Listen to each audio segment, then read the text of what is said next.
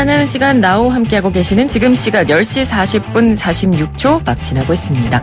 국제 뉴스 속에 등장하는 인물을 전격 해부해보는 시간 뉴스를 움직이는 인물 후 코너입니다. 김민아 칼럼니스트와 함께하죠. 어서 오세요. 안녕하세요. 네, 오늘은 저희 어떤 인물에 대해서 한번 알아볼까요? 크리스틴 라가르드에 대해서 알아보겠습니다. 네, 이번에 새로 취임한 유럽중앙은행 총재입니다. 마리오 드라기의 뒤를 이어서 새로 이번에 총재가 됐죠. 그렇죠. 우리에겐 국제통화기금 총재로 더 익숙한 인물인데 네. 이 현지 시각으로 11월 1일 유럽중앙은행 신임 총재로 취임한다 이렇게 얘기가 나오고 있죠. 사상 첫 번째 유럽중앙은행의 여성 수장이 이제 탄생하는 것입니다. 네, 사상 첫 번째 여성 수장이라 또 관심을 모으기도 했고요. 자, 그럼 먼저 유럽중앙은행이 어떤 일을 하는 곳인지를 좀 짚고 넘어가야 할 것 같습니다. 유럽중앙은행은 단일 통화인 유로를 사용하는 국가들의 이 중앙은행 역할을 한다 이렇게 보면 되겠는데요. 1999년부터 뭐 기준금리를 이제 정한다든지 통화량을 조절한다든지 그리고 양적 완화 등의 통화 정책을 수행한다든지 이런 일들을 하고 있습니다. 네. 과거에는 지금과 같은 수준의 영향력까지는 갖추지 못했었는데 유럽연합을 중심으로 이제 통합이 보다 진전을 이루고 2010년 유로존 위기가 오면서 이후에 뭐 양적 완화라든지 이런 비전통적인 통화 정책의 필요성이 커졌던 거죠. 네네. 그래서 이제 유럽중앙은행의 위상도 함께 올라갔던 건데요. 지금은 그래서 미국의 연방제도 준비와 함께 세계 경제에 막대한 영향을 미치는 그런 기구로 자리 잡은 상황입니다. 네. 이렇게 중요한 역할을 하는 기구의 총재가 이번에 된 크리스틴 라가르드 어떤 사람인가요? 이름을 들으면 이제 느끼실 수 있듯이 프랑스 사람이고요. 네. 1956년에 태어났습니다. 우리나라 나이로는 이제 한 64세 정도 뭐 이렇게 봐야 되겠는데요. 와인을 보통 프랑스 사람들은 좋아하는데 네. 술은 안 마신다고 하고 네, 또 채식주의자라고 합니다. 그래서 이제 아메리칸 즉 미국 여성이다라는 별명을 갖고 있는데요. 유럽 특히 프랑스 사람들은 자기네 나라에 대한 자부심이 대단히 강하지 않습니까? 그렇죠. 그 나라에서 아메리칸이라고 부르고 있다는 거는 약간은 비꼬는 것 같다 이런 생각도 저는 들더라고요. 네네. 물론 제가 뭐 심성이 꼬여서 그런지 모르겠지만 그런 의미가 있는 것 같고요. 네. 2번 이혼을 했는데 첫 번째 남편 사이에서 얻은 2 아들을 키우면서 이를 병행해온 이런 워킹맘이라고 합니다. 그렇군요. 어릴 때 성장 과정은 어땠습니까? 10대 때 싱크로나이즈드 스위밍 선수로 활약을 하면서 전국대회 동메달을 받을 정도의 실력을 자랑을 했다고 하고요. 예. 이후에 1974년에 바칼로레아를 마치고 미국으로 유학을 가서 미국 의회에서 공화당 윌리엄 코언 하원 의원실에서 인턴 보좌관을 했습니다. 그러면서 이제 공직자에 대한 어떤 그런 생각을 갖게 된 것 같은데요. 네. 워터게이트 사건 이후에 프랑스로 귀국을 해서 대학에서 영문학과, 법학, 정치학 이 3개 석사를 취득하는 이런 또 학력을 가지고 있습니다. 네. 미국 유학 가서 미국 의회에서 인턴 보좌관 하고 그다음에 프랑스에서 또 3개의 석사를 취득하고 그러니까 이런 쭉 과정을 보면 전형적인 엘리트 코스를 밟은 사람이네요. 네, 저는 한 개도 없는 것을 이 사람은 3개나 갖고 있는데 네. 이 석사를 따고 나서 프랑스 대표적 엘리트 교육기관인 국립행정학교에 응시를 했는데 여기서 이제 시련이 찾아왔습니다. 낙방을 한 것이죠. 네네. 프랑스 사회에서는 그랑제골에 이어서 이제 국립행정학교를 가고 거길 나오는 게 거의 이제 정해진 엘리트 코스다 이렇게 볼 수가 있겠는데요. 네. 2차 대전 이후에 프랑스 대통령 중 4명을 제외한 모두가 이제 국립행정학교를 나왔을 정도라고 하니까 뭐 그야말로 엘리트의 산실이다 이렇게 봐야 되겠죠. 그러네요. 하지만 최근에 이제 에마뉴엘 마크롱 대통령은 이 국립행정학교 폐교 방침을 공식화해서 역사의 뒤안길로 사라질 운명이 됐는데요. 아무튼 이 크리스틴 라가르드는 우수한 인재답게 공직자의 꿈은 이때 쿨하게 접고 변호사로 이제 넘어갔습니다. 네. 그 25살에 1981년 미국 시카고에 있는 국제 로펌인 베이커 앤 맥킨지에 이제 입사를 하게 되는데요. 6년 만에 파트너 변호사가 됐고 이후에 쭉 승승장구해서 1999년부터 2004년까지 베이커 앤 맥킨지의 최초의 여성 회장을 역임을 했습니다. 그렇군요. 그러면 이렇게 변호사의 길을 접고 공직으로 입문은 어떻게 하게 된 건가요? 이 베이커 앤 맥킨지에서 일하면서 미국의 이제 전략국제문제연구소라는 연구기관이 있는데요. 약자로 CSIS인데 네. 여기서 미국 유럽 관계위원으로도 활동을 했거든요. 근데 이런 활동을 하다 보면 정책적으로 자기 입장을 낸다든지 뭐 국가의 정책에 조언을 한다든지 이런 활동을 하게 되는데 그렇죠. 2000년에 이제 자크 시라크 대통령이 이런 활동을 평가해서 레종드네로 훈장을 주게 됩니다. 그리고 나서 이게 인연이 돼서 2005년에 정계 입문을 제안을 받게 된 거죠. 이에 따라서 크리스틴 라가르드는 2005년에 이제 프랑스로 귀국을 했고요. 그해 6월에 대외 통상장관을 맡았는데 이때 이제 노동법 개정을 추진하는 데 역할을 했습니다. 네. 이후 니콜라 사르코지 정권에서는 농업수산부 장관을 한 달 정도 맡았다가 2007년 6월부터 2011년 6월까지 재무부 장관으로 이제 일을 한 것이죠. 그래서 꿈을 결국 이뤘다 이렇게 봐야 되겠습니다. 차근차근 단계를 밟아서 결국 꿈을 이룬 것 같은데 그러다가 IMF 총재로 가게 된 겁니다. 근데 전임도 프랑스 사람이었죠?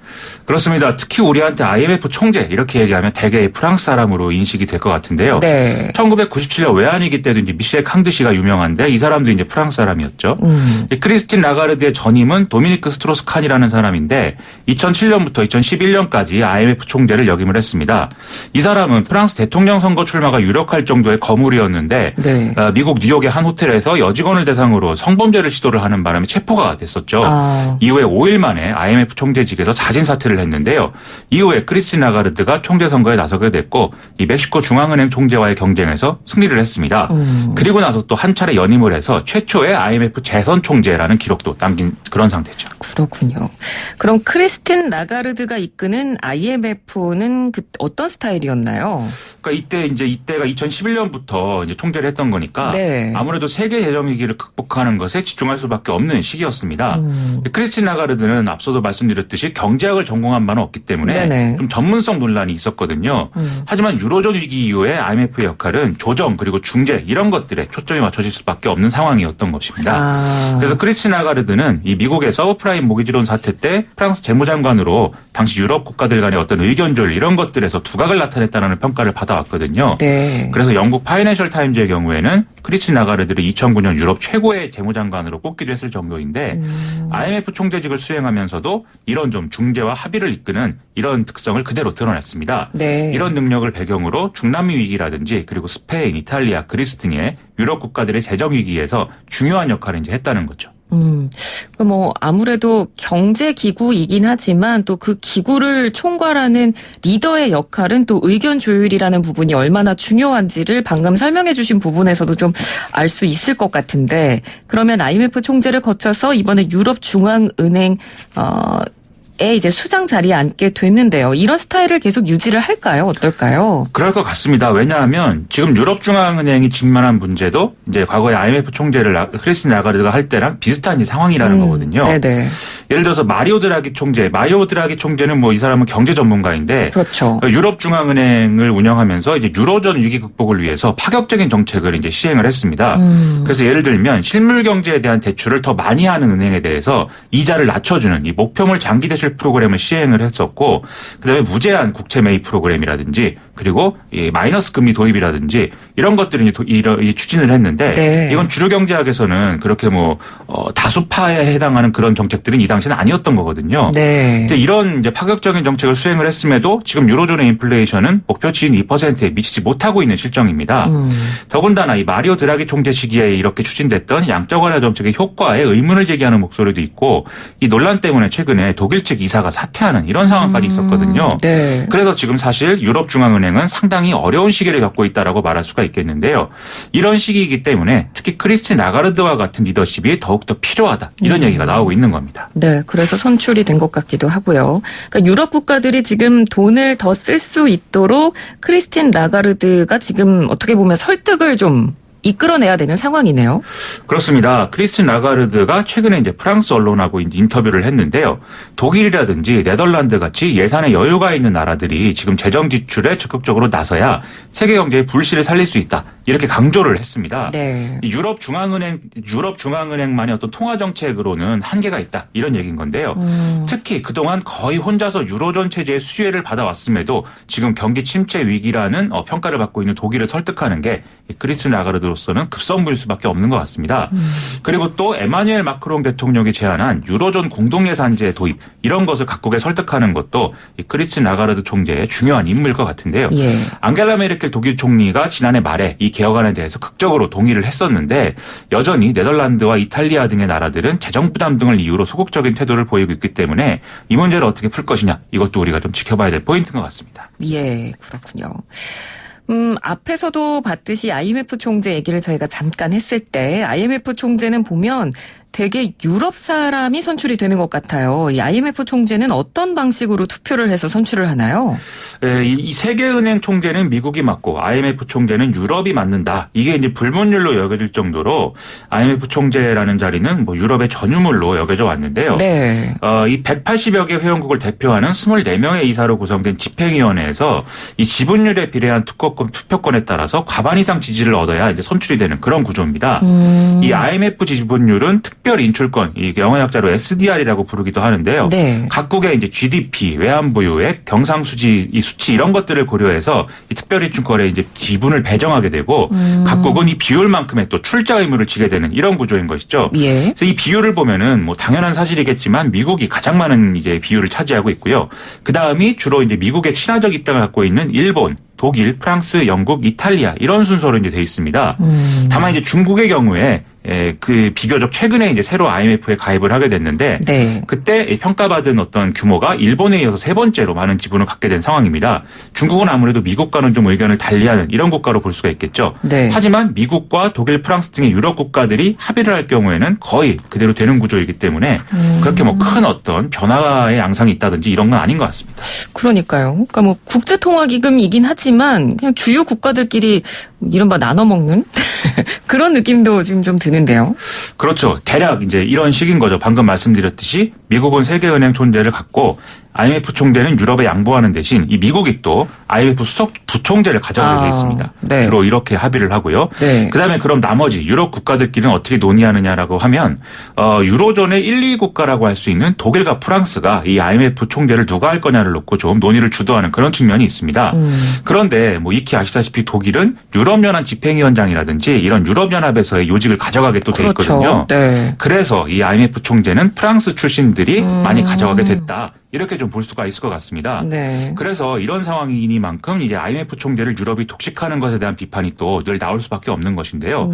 크리스틴 라가르드가 총재가 되던 시기에도 마찬가지로 이런 비판이 나왔었고 네. 그래서 이제 멕시코 중앙은행 총재가 도전을 했던 건데 뭐 역시 유럽 불패가 다시 한번 확인되는 이런 상황이 됐던 거죠. 네, 비판이 늘 나오지만 그래도 늘 결과는 비슷한 그런 상황인 것 같습니다. 자, 이제 유럽 중앙은행 총재가 프랑스인이 되는 거고요. 그럼 이제 IMF 총재 자리가 비었는데 후임 IMF 총재가 누구일지도 좀 관심이 모아집니다. 누군가요? 불가리아 출신의 여성 경제학자 크리스탈리나 게오르기에바가 이제 새로운 IMF 총재인데요. 네. 최초의 동유럽 출신 총재 그리고 두 번째 여성 총재 이런 기록을 세웠다라고 볼 수가 있겠죠. 이 사람은 이제 66세인데 지금 이제 IMF 규정에 따르면 이 총재직은 65세 이상은 맡을 수 없다고 돼 있었거든요. 그런데 이 사람이 66세이기 때문인지 어쨌든 IMF 주요 회원국들이 이 규정을 없애면서까지 유럽 불패를 이어가는 이런 상황이 됐습니다. 네. 물론 명분은 이제 세계은행 총재하고 기준을 똑같이 맞춰야 된다 이런 거긴 했는데요. 어쨌든 이 크리스텔리나 게오르기에바는 직전까지는 세계은행 총재 대행을 또 맡고 있는 그런 사람이었습니다. 한국계 미국인인 김용 세계은행 총재 임기가 2022년까지였는데 올해 2월에 이제 사임을 했기 때문에 그 아래 6개 주요 직책 중 하나인 CEO를 맡고 있던 크리스티나 게오르기에바가 대행을 했던 건데요. 이 김용 총재의 사퇴는 트럼프 대통령과의 갈등의 원인이 됐다. 이런 설도 나온 바가 있습니다. 아, 그렇군요. 쭉 이 리더들을 살펴보니까 세계 경제가 이번에는 여성들의 손에 달렸다. 이런 느낌이 드네요. 그렇습니다. 지금 뭐 유럽연합의 집행위원장도 독일 출신의 여성인 우르줄라 폰데어 라이엔이 지금 맡고 그렇습니다. 있죠. 이 사람은 독일 국방장관이었는데요. 앙겔라 메르켈 총리는 이제 폰데어 라이엔의 후임으로 역시 여성이고 미니 메르켈이라고 불리던 안네그레트 크란토 카렌바우어 기동민주당 대표를 또 임명을 했거든요. 네. 국방장관도 여성이 하고 경제 어떤 기구의 수장도 여성이 하고 유럽연합의 집행위원장도 여성이 하고 이런 좀 여풍이 부는 시대다. 이렇게 볼 수가 있겠습니다. 네. 물론 저는 남성이지만 이런 변화가 또 우리 시대에 좋은 영향을 끼칠 수 있다라면은 얼마든지 받아들일 수 있는 그런 거 아니겠습니까? 네. 그래서 앞으로 이런 좀 여성 리더들의 행보 주목을 해봐야 될 것 같습니다. 네, 정말 시대가 변하고 있다라는 걸 이럴 세계 국제 기구들의 리더들을 통해서 저희가 또 알아볼 수 있는 것 같습니다. 자, 오늘은 이번에 새로 유럽 중앙은행 총재로 취임한 크리스틴 라가르드가 어떤 인물인지에 대해서 저희가 한번 알아봤습니다. 말씀 잘 들었습니다. 고맙습니다. 고맙습니다. 네, 지금까지 김민아 칼럼니스트였습니다.